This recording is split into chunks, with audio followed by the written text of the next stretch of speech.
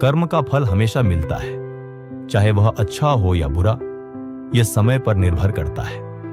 अच्छे कर्म करने से जीवन में सुख और शांति प्राप्त होती है और दूसरों के दिल में जगह बनती है। बुरे कर्म करने से जीवन में दुख और कष्ट का सामना करना पड़ता है और लोग भी आपसे दूर हो जाते हैं। कर्म ही हमारे भाग्य का निर्माता और जीवन का निर्धारक होता है, इसलिए सही कर्म करना आवश्यक है।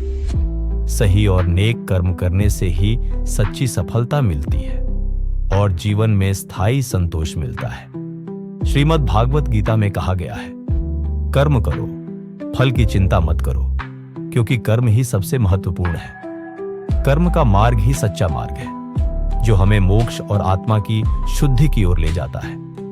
कर्म की शक्ति सबसे बड़ी होती है, जो हमारे जीवन को आकार देती है और हमारे भविष्य को निर्धारित करती है। नेक कर्म हमें महान बनाते हैं और दूसरों के लिए प्रेरणा का स्रोत होते हैं, जिससे समाज में बदलाव आता है। कर्म का फल कभी व्यर्थ नहीं जाता, समय आने पर उसका परिणाम अवश्य मिलता है। इसलिए हमेशा अच्छे कर्म करें।